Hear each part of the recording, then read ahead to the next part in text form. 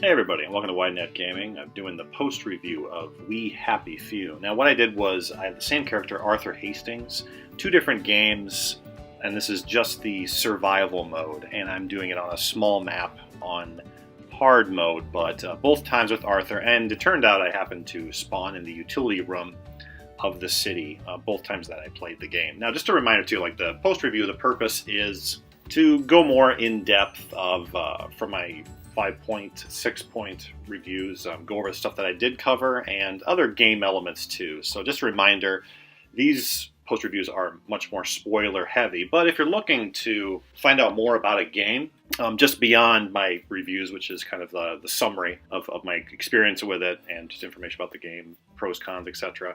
Yeah, it's good to check these out. And the gameplay that I pick for these is something that covers all bases. And I picked the survival mode for We Happy Few because the story mode, most other missions apart from the Bobby mode, have all the same gameplay elements. You have Arthur and Ollie in the story and in the survival mode. The only person you don't have is Sally Boyle, just because of like her game mechanics. They don't translate as well. I guess that they picked that. But in the future, it wouldn't surprise me to see her in. I think she would work fine. But the abilities and everything, too, that you see in the main game are also in the survival mode. The only difference is you don't have the cutscenes, and you're not... how the gameplay unfolds is quite a bit different, going to different fast travel locations. With survival, it's more you're walking, and then later you kind of have that jumping around after you've explored each section. At the beginning, I mentioned this in my reviews as well, there's a little explanation kind of what the survival mode is, and this is kind of a throwback to when they started development of the game in early access, that this was kind of the main portion of it, and then people liked the story, so they kind of pushed it aside, and then now they're kind of going back to it, but it's still like just kind of a separate mode. So here I am, Arthur. I spawn in the utility room. Now with his clothes, he starts with the proper suit, which means he can blend in right away. Ollie's kind of at a disadvantage. You want to hope he spawns in the village, which is the garden, because then he can blend in. The advantage with Arthur, though, is he can tear his clothes if he gets some crafting, so he gets the village outfit too, and then he can make the proper suit after, like, if he starts the garden and he's going to the city. So here I'm just picking up some things. Kind of, a huge part of it is just looking around trash bins and other areas, like in the room. There's like a crate kind of doing it, and this is more the mundane part of it. You're kind of going around searching for materials, but it functions for getting those randomized kind of crafting elements. The same stuff does spawn, though. Like, you have the leather scraps, the metal bits, bobby pins here and there to make lockpicks as you go through. But a lot of it is just walking. This is similar to the story mode. You're walking around, and I can do, you can hear my little greeting that I'm doing. Take your joy. A rose of Gilead. Percy told me about these. They're good for wounds and things. One nice little part that helps you out, even if you haven't played the main game, you don't know all the game mechanics, is the survival mode.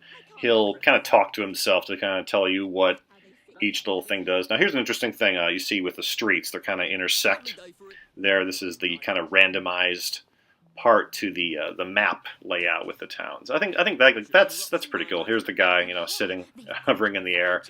With the glitches and all that, like I said in the review, this is the least that I've seen. When they do come up, they just have no impact on the gameplay at all. For reference, State of Decay 2, I would say, would be more where it has an impact with the car. And then the most, though, I've seen is Friday the 13th, the game. That one had the most glitches and stuff that impacts the game, like the car randomly destroying or you getting stuck. But with We Happy Few, this has really been corrected if it has even been there. Now here I'm searching. The houses are scattered around. They're not every building. You can't go in.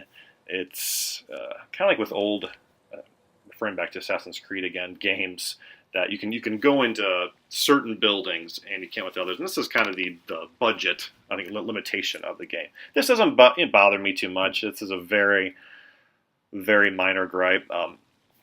But with that first map, when you're going through the city, there you see the black circle with the eye. You're looking for that first key card and that first weapon. Now, I happen to get lucky because, like, if you don't have a weapon and you are kind of stuck in combat, which can happen early on, then you can be screwed if you can't run away, and that's and that can happen. But with both of those parts, though, again, the running, it's pretty easy to escape kind of a hairy situation, just because there's all these little alleyways kind of tucked around. Each of the city maps are different too. Like, they have a different things in them, but it seems pretty consistent. Like, this one I ran into, again, had the garden, and then it had the same house. Now, having played a couple other times, I know I need to get a shovel.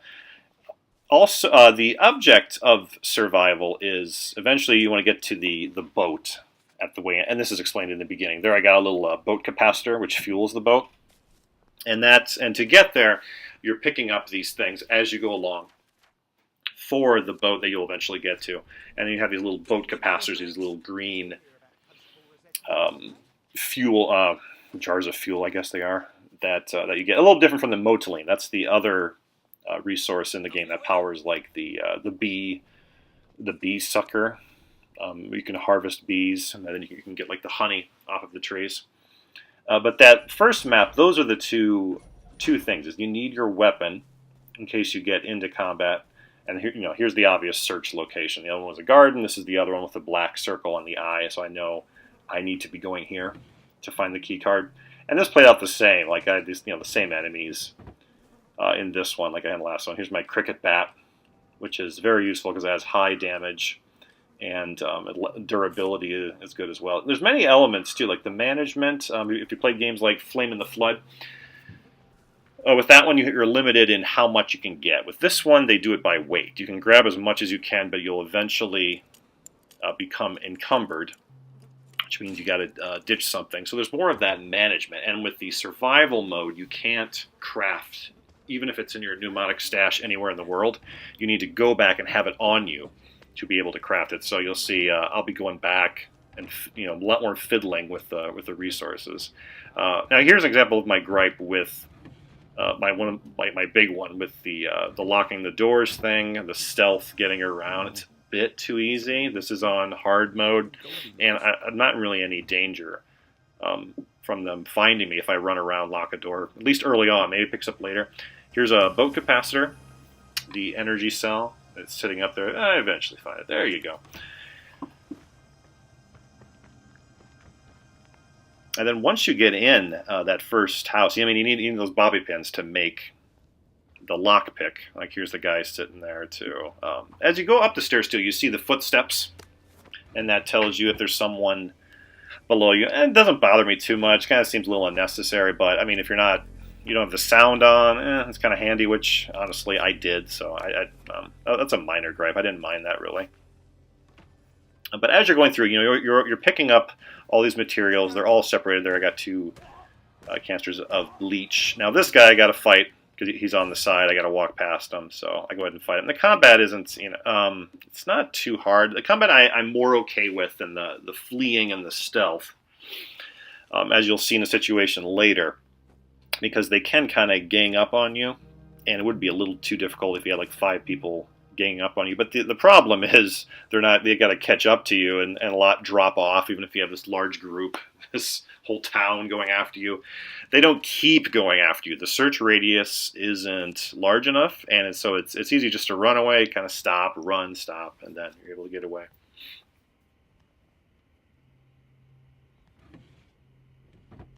The layout of these, like the items you'll find, are a little bit different, a little bit tweaked, but the layout of the houses are often the same. Like with this one, I'm doing it's in the exact same spot. And the materials too. I had a medikit, and another time I played bobby pins. I had that before as well. But here I'm kind of searching for extra stuff, and then I'm remembering, oh yeah, it's in the bedroom. Down here is the key card, and I know exactly where it is. And I just had played it, one time before. And sure enough, on the nightstand there, right? Yeah. So early on, it is a bit harder because you need those initial materials And it's much more aggressive with your, you see in the top there, I mean, you have joy, eating, your drinking, and your sleep on there. And how the interface works while I'm talking about it is if it's not down at all, it'll disappear. I do like the interface with the crafting and everything else too is actually done well. But you see the top there, my food, which my eating is a little bit low, so I need to be finding something. But like with this one, I was a little lucky. Normally it would be harder. I have that garden that I found earlier, and then shovels you can usually find one which is also a good weapon. I kind of looked out there too though because I found the shovel, so I'm able to go back. But the stealth is okay. It's more if they find me, it doesn't matter. But even that could be. That's kind of in the small gripe category. That could really be improved too, where they're looking around more, or they're like they have no peripheral vision. I was on the side and they don't see me. But that's how the first area really plays out. Is you're finding that first house, and then you need to find your fast travel location, which is kind of that underground shelter. And that's what I'm doing next year. I'm kind of searching around, and constantly going back to the map, and again, like with Arthur in the city, he's fine early on. I'm not on any of the joy, the drug in the game, but with that proper suit I have, I'm good to go. Now, if I was Ollie, that would be a different story. I'd have to sew something, and I would have the materials, so it'd be different if you want more of a challenge. Now here I'm digging up the food, which is extremely valuable. You see gameplay, you're always picking up rotten food. So this is a really big deal because this will tide me over while I'm casually collecting other food items. And here you see the bar kind of go up as I eat an onion. Lovely day for it. And here, searching the map, looking for that first train hatch. The skins of the characters actually seem better, I gotta say. With the survival mode, I ran into like the military guy I rarely saw in the main game. And difficulty ramps up sooner. There's the kind of the greaser guy. I don't even know what his name is. And some other people too. Like that surprised me. I thought that would be better in the main game with the story.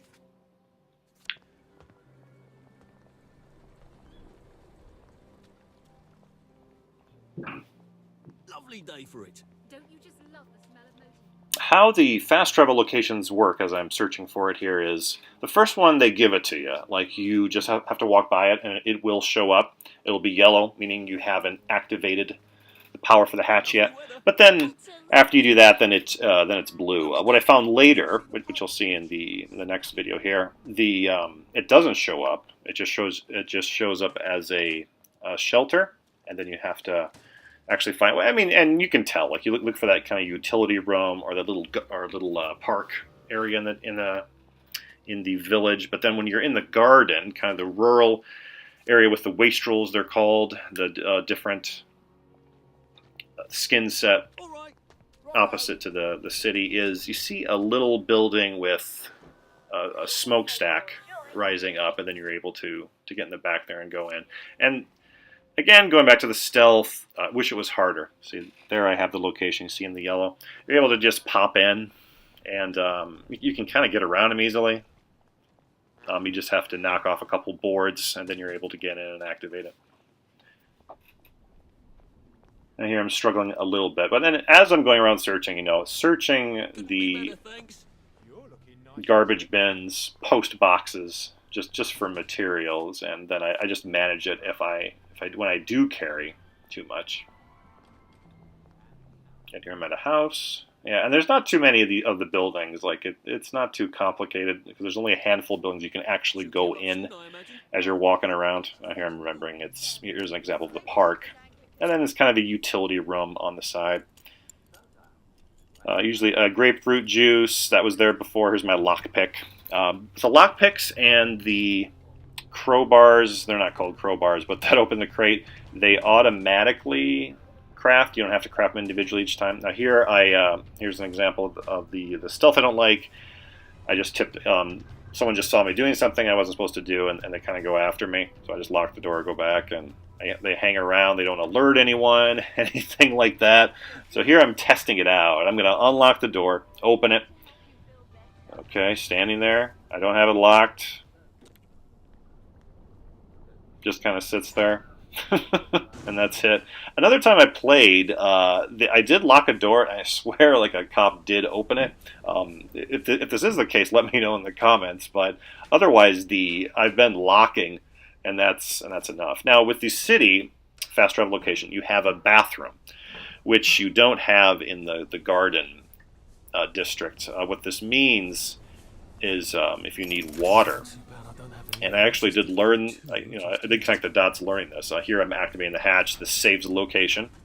There's a little area where you can buy. I haven't seen a shop yet, but you can open the phone booths and you can get your money, so you're able to go back. And remember, I can fast travel all these locations. Now with the two sets, you have the chemistry set, there's little blueprints you have to get.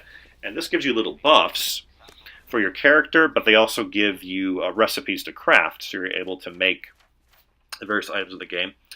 The mnemonic stash here. Now it shows up what's in it first. You have to switch it over to put stuff in it. And this takes a while in survival mode. You can hold down a button and put all your crafting materials in still, like you can in the story. But you can't craft it no matter where you are. So you got to make decisions of, okay, what am I going to hang on to? And you have to even think about crafting while you're down there. Think about the items that you want. What are you going to gain?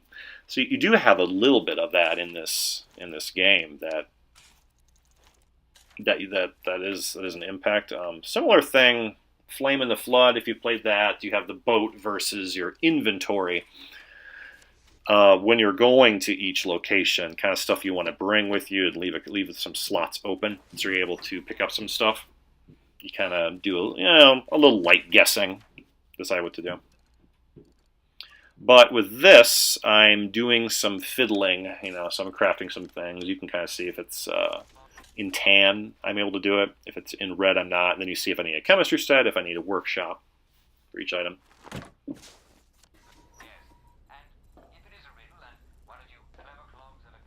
There, I sent all my materials in. Those first few things, though, once you get your fast travel location, your weapon, and the first key card, you're in good shape for a while, until probably later in the game. But I would say for the first few maps, because it kind of depends on that, whether you survive or not. But after that too, and it does change. Like if you're in the, I'll get into this later, the garden district. If you spawned there first, the fast travel location is a little bit different. You don't have the bathroom, but in place of that, you have regular water, so you don't have to be impacted by joy.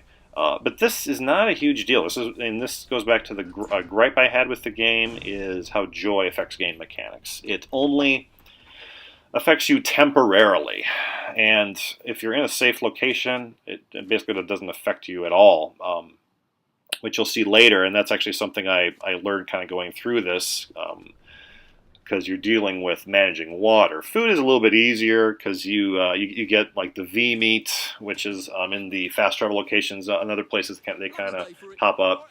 With the garden though too, and that first one really helped me out. So I'm set for food for some days really. But the plus with the garden district is you have the water. That's defended and it's out in the open, so you have to respond to that differently. But now I got my key card, I did my crafting, I'm going on to the next area. And I mentioned this is like Doom with the key card getting into the next door, but it's just each area, it kind of reminded me of that. Now the second area, I am in the garden district, and I need, fortunately I crafted my torn suit, putting that on. I'm walking through, and here you don't have any of the joy related stuff. Like you don't have to take joy to go into certain buildings that have an area that screens you and has this little electrocutor. You don't have that with the garden district, but the skins are kind of swapped. Like you still have the wastrels are like the wellies in the main area. Then you have the bobbies I think they're also called bobbies, but it's the same kind of person, except they just have a hat and no mask, and then like a little bit cheaper suit, and they're not as tall. Otherwise, it's similar. You have the buildings a little bit, but it's all done in an open way. And the contrast here I do like compared to the city. It's basically two biomes you have, if you want to look at it that way. You have the walled-in kind of city thing with the village, and then the garden. You have these open, abandoned, and then shelters kind of scattered here and there. So, and sometimes it's more interesting. It makes it harder to search, but you find different resources with the garden district. You have more of the healing plant, the healing balm. You're able to find at night you have and then the bees. You're able to harvest that, get honey, to craft different things. So there's a little bit of a difference, and then in the town, in the village, you go into the houses and you're able to find stuff already done, like health kits, weapons. More often you can get food, even, and a lot more crafting materials in general. But here you kind of see the skin here. I have the post office still. I still have the garbage bins. And graphically, the night-daytime cycle I think looks good. Like, the fog was pretty good. I mean, considering it's a cheaper game, like they're selling it at full price, which I didn't give a recommend, but it wasn't really based on the price because you can get it on Game Pass, and it's worth checking out. But like, there's been development with content. They've added more stories, different modes, and they kind of have that push with the Game Pass where you're able to check it out. And, again, I do recommend checking it out, keeping those things in mind, though, with the story and the survival mode, how that works.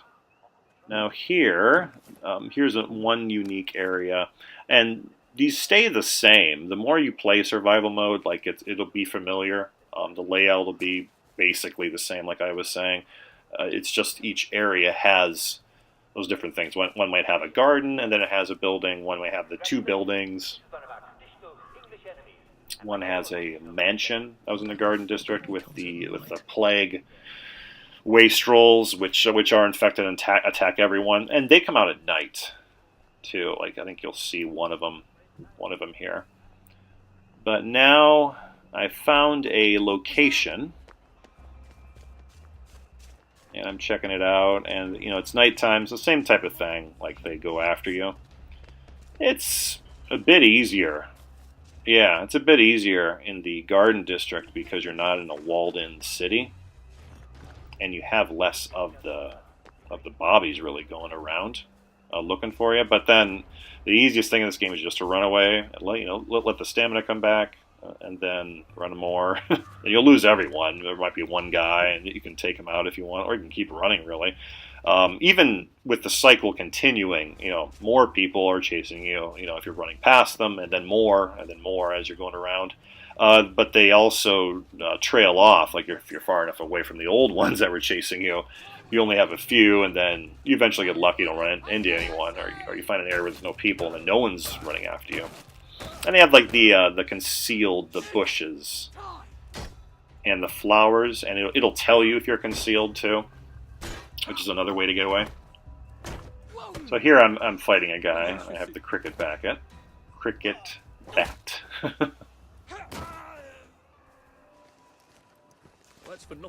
And it's easier.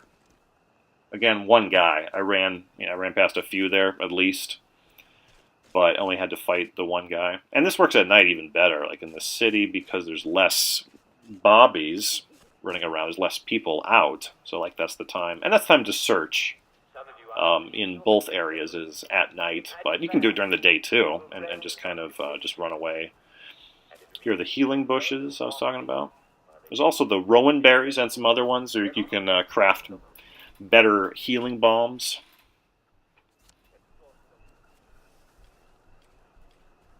Yeah, the Garden District you get a little bit more lost in because the buildings are kind of just scattered around a bit, and you have the rubble in between here.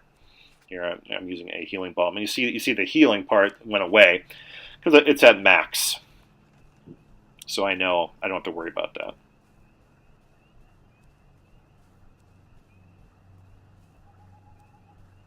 But with the Garden District 2, you have a lot of that kind of roaming, going around, and like this. It really is the Achilles. I don't keep going back to it, but it really is. I think the Achilles heel of the game. Achilles heel is there's not a whole lot of danger just when you're walking around like I'm doing. So it makes it more boring because it just okay. Get the stuff out of the garbage bin. Okay, here's combat again, and I'm running, and I know when my fists go up that okay, I'm back in combat, and I need to run away, and I have the little red dashes there to kind of tell me, and the the interface with that is fine. Here there's the flowers I can conceal myself in, like knowing that they're there, but the problem is knowing that they're there, and then I can get away, and then it doesn't become an issue. Like here, I'm not even too far away. I don't have to worry about it. You see the kind of the fog. I keep going back to the map. I'm looking for fast travel location or source of water. Those are the two things when you're going in for resources. And then the same thing as the village. You're looking for those two buildings. All of them have the two buildings. It seems to the black circle with the white eye thing. Here I'm concealed. And they can't see me. And that's actually the plague wastrel there looking for me. They come out at night. There's one kind of hanging around. One thing that would be nice, besides having a wider search, is when you do hide that at random, or depending on the character, if they searched locations. When there is a hiding spot, like they could narrow the search down, the search area, but that would give it much more of a challenge where, you can't just hide so easily too when you're a rough distance away. In combination with the search range being short, you can hide much more often then too. Both those two things would be nice. Or just even if they randomized it a bit, made it more often. Like if it was a higher level Bobby, like in a city, like with a red coat, like if he always searched a location or did 50% of the time, if they could just put that into the code. Now here I believe, there's the smokestack you see. And then I see it too, and then I'm going to the back, and there's a couple guys in the front. My proximity is just so close, you'd think they'd hear me with the sound, all that, but they don't. I'm like knocking off boards of a window, and nobody hears me. And this is always how it is with the Garden District. You have that little hut, and then you're able to go in. And this is about the end of the first part. Here's the hatch that I have. Same thing. I have the recipes for the workshop, for the chemist station here too. And then Ollie can't do chemistry, and I believe that carries over to the survival mode. Here I'm going back to my stash, which I had from before. I can use for each area. And these are the crates. They have 2 of these in the Garden District. You're able to open and get things. So I mean, you get enough. Like again with the food, that's fine. The water, you need like a canteen, and you need to figure out how to keep that up as much as possible. But it's pretty simple when you get your first 2 fast travel locations, because I can jump to one, I can drink joy water, I can sleep, and then I'm good. Like that's it. And then the food, if it's not an issue, which it usually isn't. Good. No, I won't need to cross bridges to get here. And that pretty much finishes the gameplay loop from the beginning, and then the first two locations. And here I'm able to jump. It shows how many are available. I did a small map, so I have Please don't let there be ghosts. 4 locations. And it does drain your thirst, your food, when you do go from one location to another, which is good. A little bit of loading. The majority of it, though, is the beginning. When you're starting a new game, they're kind of set and everything. And there is a little bit of the loading, too. Within a town, you'll have that. But this is about, even in the town, what the max of what it would be. And it's not, that's pretty much it. Otherwise, there isn't any other loading. Just the travel and the within the towns. Garden District too, I think it has some.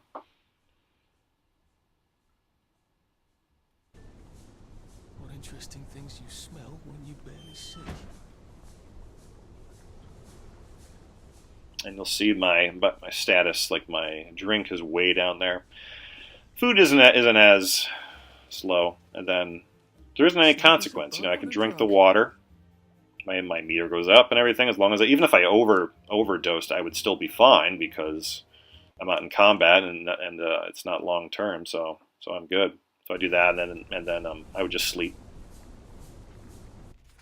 With the second part of the game, I'm a little bit farther in.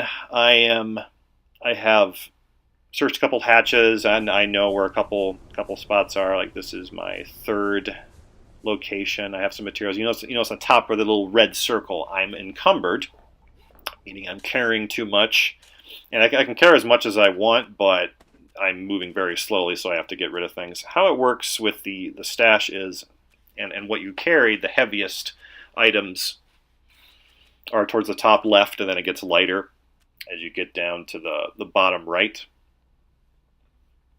What gets the tricky part is with the weapons, because you want to have at least 2 weapons on you. I have a shovel, a pan, and a lead pipe. It can be a little complicated. You have durability. You can see based on the bar. Here I'll get back to that in a second. Here I'm sleeping. And it shows how much I will benefit. This is, again, Flame in the Flood. We played that. Like it tells you. There's a bar for that, too. How it'll affect your hunger, how it affects your thirst is the word I'm looking for, and drink. And here I'm eating an onion again.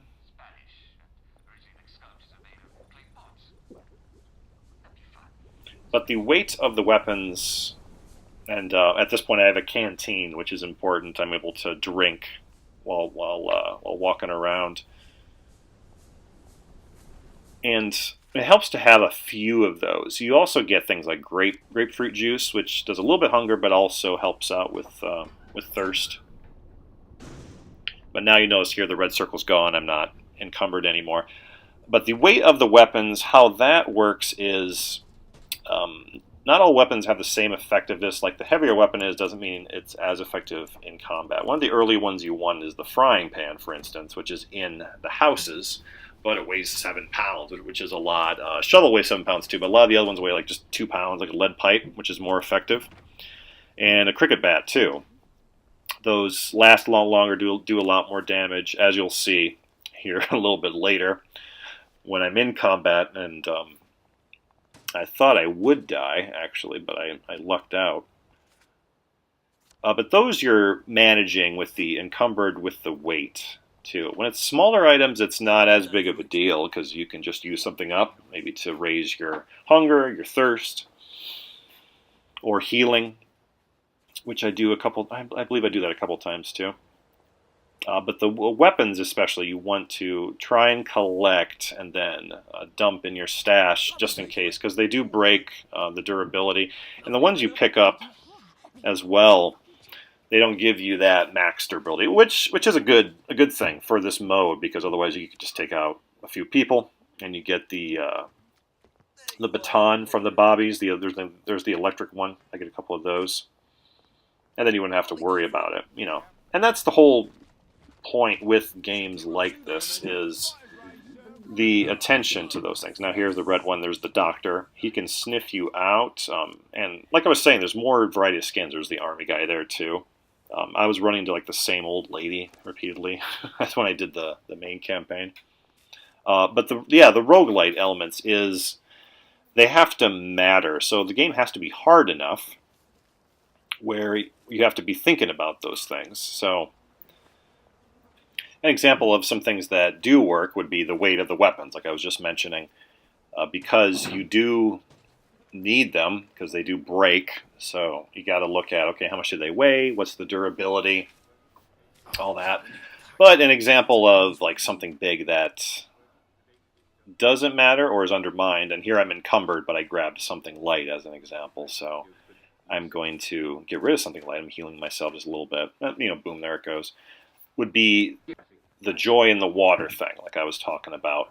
Because even though it does affect you in combat, you don't have to, you would just avoid that situation because you have the bathrooms in the city fast travel locations, meaning that you can just go there, you can sleep, and then you don't hear it. One thing I did find strange with the curfew time, whenever it's late, between 8 and 9, 8 o'clock, then everyone just disappears. They don't walk into their homes. I'm guessing they have this because there's not enough homes for them to travel to, and just budget. Like they're kind of limited there. Yeah, but again here with the joy in the water thing, for instance, managing your thirst, you're able just to go to a bathroom and then use that. Where the part I did like, on the flip side, in the Garden District, was I had to get to the water location there and fill up my canteen, but some people are guarding it. So there I have a conflict where I have to resolve it, and I can go at night, and then there's just one guy, there's less people. Like I'm thinking about it though, like in that way. Whereas on the flip side, I'm not. I'm drinking there now. This gets more complicated because even though I'm solving it by sleeping, like I have the joy thing and solving it by doing that, I'm affecting my hunger and some other things, and like health. But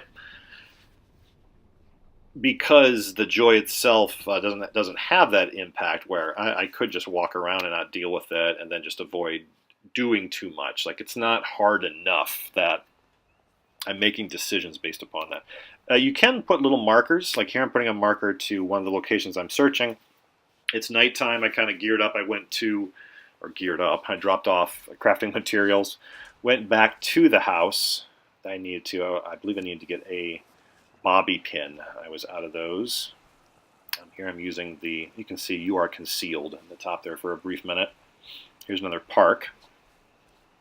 It seems like there's a new... I haven't searched all the locations thoroughly because they could be in the main game, but some of these locations you will see everything with the survival mode because you're searching everywhere. Like that's the point. Whereas with the main game, you're following your objectives. Like you have to go to one point or another to pick up something, meet up with someone, collect materials. That part is quite a bit different too. You're actually searching in the survival mode, which for the story it's fine because that is the main pull, but it doubles down on, like, you have the story, so you don't really care about the mechanics, and then along with that, it's not hard enough, so you don't have to deal with searching, getting more materials. Now here's where an example why I like the combat. Okay, I just used something, and I'm stuck with my honeybee catcher, and this is why I carry a few weapons. With this one, I'm sticking with my pan. I should have gone for my lead pipe because it has the durability. It's one of the two weapons that I have. But I'm dealing with the combat, and this is done. I think this is done well, really, because like they shove you if you're blocking. This is only two guys, and they're fighting me. There is a difference between if I fight the city police officers versus the other ones. But here they got my health passed to a point. That's why I have a little skull in the top left, which means I will die if I don't heal. But I can't heal because I have to defend myself. And you can't craft also too when you're in combat. But the materials that you do have, you can use. So I'm biding my time here, deciding when to heal myself, and just watching that little skull drain down once it gets to nothing, and I get really close here, then you die. And then I do have permadeath on here too. Here he got me again. He shoved me. I have barely anything left, getting swatted at. And then what I do is I take a risk. I back up, heal just enough, then I'm good. But here, because you have with the combat, you have the block, you have the shove. And then here my health is down again, but I'm not like going to die. I don't have the skull. Block, shove, and then attack is how it works. And that's enough really too with the combat, because they will do one of those depending on what you do. I took one guy out, but like this guy's attacking me. And here I'm taking more of a risk just fighting him because it's just one guy. But this should be, you know, I'm just fighting 2 guys. I should be fighting like a few more, or if I'm sitting somewhere for too long, you know, more guys come, kind of making it more realistic would help. And this situation, I happened to have to fight them because I backed myself in a corner, kind of going there rather than alerting more people. I probably could have just kept running and gone into an alley. I did try here actually go in the corner, but they did follow me in this case because I think the search radius is probably a little bit closer. But this is something I think they could easily improve. They don't have to make it, you know, super complicated with the coding in terms of the AI behavior. It could just be as simple as just widening the search, or where they search concealed locations if you're in their search radius, little things like that. Here I am searching the building. I got my lockpick, and I didn't have to, you know, I don't have to craft it. It does it automatically, like a couple different materials do. But going through another, and my canteen of water there. And with this one, I do a lot more fiddling. And again, you have quite a bit in these houses. But like with this one, I saw a lot of frying pans. The problem is, and yeah, here I got my baton. Now you see the little bar there with the lead pipe, how low it is in the green. That shows you how long it's going to last if you block, if you attack. But what they do is, so you don't just take out cops and and grab their weapons, is they make the durability very low. So you're only able to do like a couple strikes. And I do end up, I believe when I leave here, attacking one person. And then it breaks. There is the barrier where I need to be on joy to go through. And I got another canister for my emote. Now I know I'm in combat because my fists are up. But here is yet another example of me running away, going into a bathroom and locking the door. And then I know with the little bar up there, and they're talking, that I'm safe. And you just have to wait a little bit. At the same time, you can search. And you know, once again, I'm encumbered. On the bars here too, like there are different abilities each character has. Like they can greet people, or they're not bothered. Sally Boyle, I think was she wasn't bothered by the cops at night, which makes no sense. But they had that as an ability, increasing health, damage, or like if someone's sleeping, you can suffocate them with a pillow if you want to incapacitate them. That is, you know, both games. That's in the story modes, and it's also in the survival mode. Here I got my baton that I got a little bit earlier.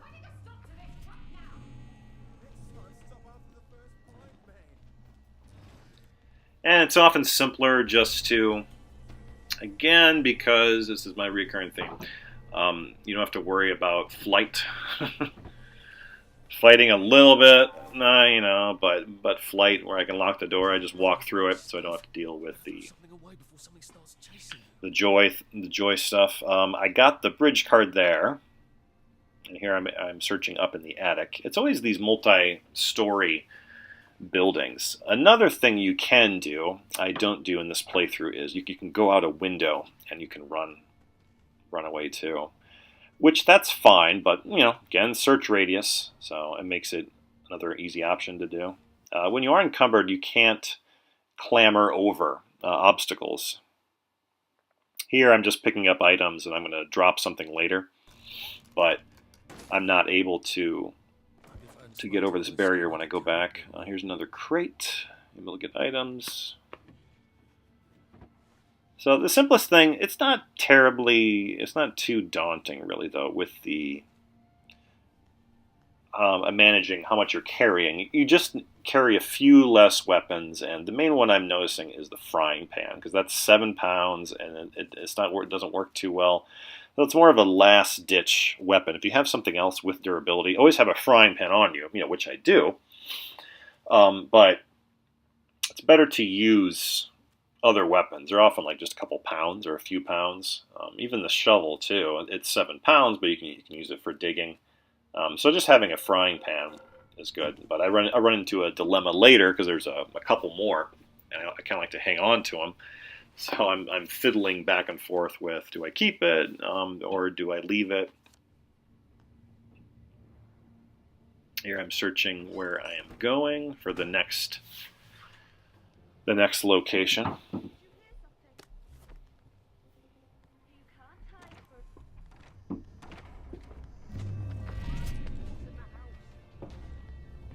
And here I open it, and then someone walks through, and I just end up running away. But I wanted to search the kitchen, and some doors you can't lock. So like that one I couldn't. So then she came through, and then there I was one strike, and then I lost my police baton right away. So I'm picking something else. I'm sticking with the meat cleaver. It's better to use the weapons that don't have high durability, because then it frees up that space where you can carry more. And they're the heaviest items that you do carry. Sometimes they throw stuff at you, like she is there at times. But the civilians are a lot easier, and you search them too. You can search them, and you can find things. Here's I got another frying pan here too. Yeah, there's the combat. There's my status effects, kind of where those are at, and you can separate too, like the categories when you're going through your equipment: medical, healing, crafting materials, the joy, kind of drug related, clothes, and then all is a handy category where it shows your weight in the top left, so you know kind of what to get rid of and what to hang on to.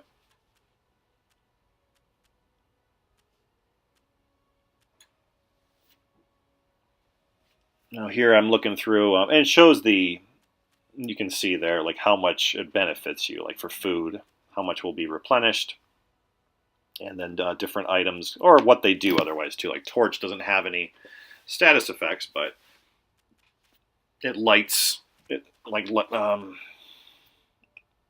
you light in the dark, self-explanatory. Other things though, you don't know exactly what they do, and you won't find out until later. So it's good really to hang on to a lot of stuff. A lot of the rotten food, like I had some of that, I end up kind of getting rid of. You can use though with the with the different drugs that you can increase your stamina, or you can use it even to incapacitate some people too. And that's what Sally does in her. I keep going back to her story, but since her combat is so weak, she uses those to knock out people. So a lot of those, like here, there's a lot of rotten mushrooms. Like I would use those. That's a later game though.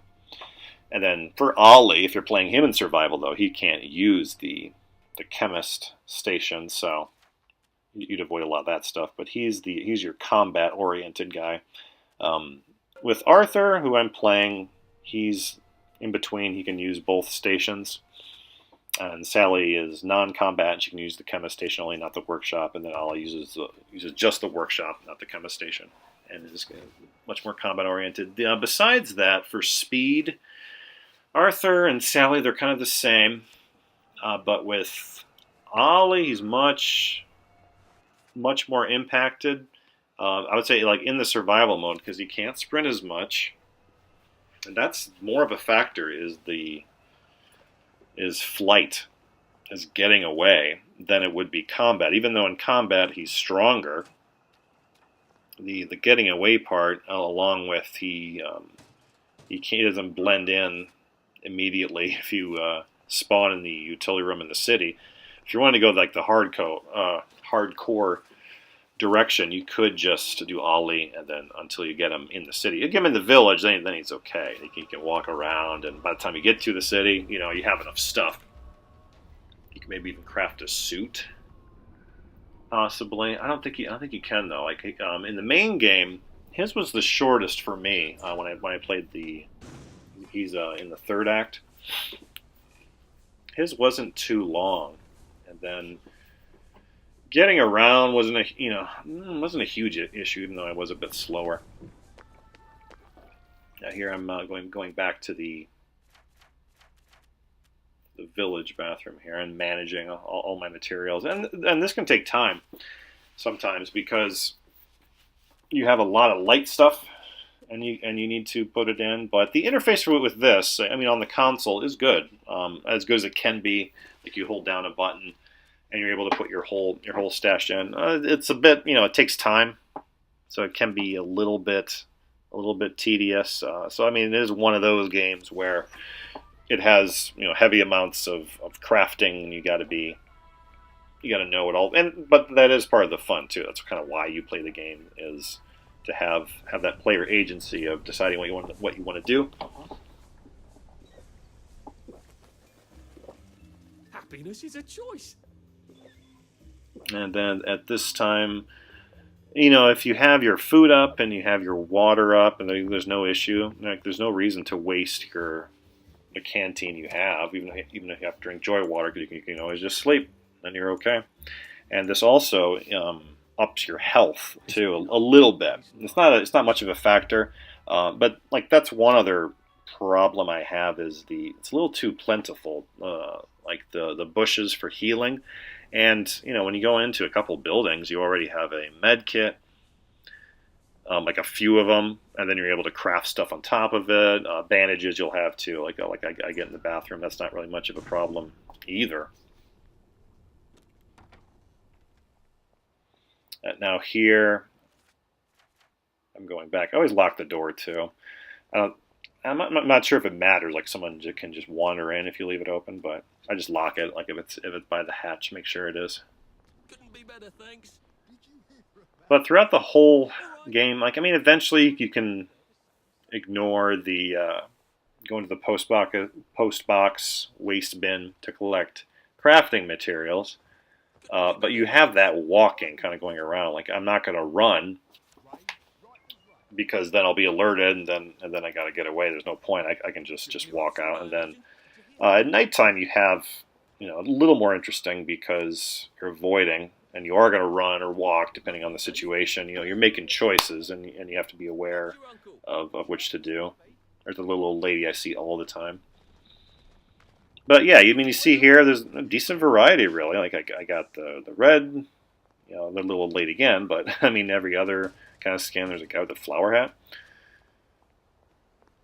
the worker, mechanic looking guy. But you have just a lot of that walking. You're walking here, one location to another. It's not worth going into combat. Which something they could do, something with that, like some benefit, positive, negative. But this is pretty much it, though. You go, I'm on my next location, key card, and they seem to flip here too. Like I'm going to be in the garden district again, different type of garden district, but similar kind of a thing. In this case, I crafted my torn suit. Switching over here. Never say you don't have a choice. So that's pretty much it. That's most stuff I covered. Kind of wrapping up here. Is you have that loop, and again, the difference with the story compared to the survival mode is you have the checkpoints, so you don't have to worry about the survival. So things seem to matter less, but there are those same issues though with the story and the survival mode of the fight or flight things I already mentioned. I'm just kind of going more in depth here. We'll be doing a couple more of these for companion reviews for other reviews that I have done, because I find them useful to do, and they serve as just elaborating more on my 5-point, 6-point reviews. Like if you want to hear a lot more gameplay information as it's happening, and you just had questions about games here, too. Both reviews you can comment, ask, and I answer to pretty much everybody. But yeah, that's the function of these, is just kind of going in depth and then showing gameplay that is common, that is kind of relevant to the rest of the game. The only other kind of separate mode, there's the sandbox mode, which is it's similar to this. So you customize everything. Is the Night Watch, which is the Bobby mode, where you're in control of a policeman, and then kind of horde style. But the similar with this is you do buy things to help you, and the difference is your currency is based on just people that you knock out. Wastrels they're called, that come in at night. You get like 10 points, money points, sovereigns they're called, and then you're able to buy equipment or weapons, and the enemies gradually get harder. But otherwise, it's basically a horde mode, and that's how that functions. Now here's that water I'm finally talking about, and it's during the day, and you see in the map the little water drop. But that's the last thing is, and that's out in the open, and that is protected, so that's different in this zone. Yeah, but that's basically the point is just to kind of go more in depth, and they are very spoiler heavy because I'm just talking about everything. I mean, as it's going on, so just be mindful of that if you are looking to buy a game and just looking for more information, just beyond my reviews. Check these out, and with all my reviews too, whether I recommend a game or not, the focus is really just on what is in the game, and how well it works, or just how it works in general, and deciding upon that. I wouldn't only decide on whether I recommend a game or not, and that's why I always try to give both sides a little bit of as much as possible for things like the things I don't like, like the reasons why, of course, but that might not be something relevant. Like if you're in it for the story. And example with this one is it's worth checking out just because it's on Game Pass, if nothing else. Like if it wasn't, that'd be a different factor. Then you got to really look into what is in the game. But I'll be doing a couple more post reviews for a couple other games that I haven't kind of go more in depth, and I'm not going to necessarily do it with every game, but I'm going to try and do it with most, whether I recommend it or not, and if I see it kind of more as relevant, that you can't tell as much about a game. So sometimes indie games, but it's especially bigger budget games that are kind of different from the norm that people haven't played before. Looking after, besides this one, I'll do Toe Jam and Earl, the next one, and then after that I'm looking at Friday the 13th, and I'll do gameplay that kind of covers the basis of the mechanics of each game. And here I'm at the last section of this playthrough. No bathroom because it's in the Garden District. Each of them have the workshop and chemist station though, but it's just kind of getting those fast travel locations with the power, and then you're able to go back. And here, looking at the map, I'm at the 4th location, and then again, when you fast travel, you can see the ones that you have visited and kind of what's there. Thank you so much for watching. Like, subscribe if you really liked it, and I will see you next time.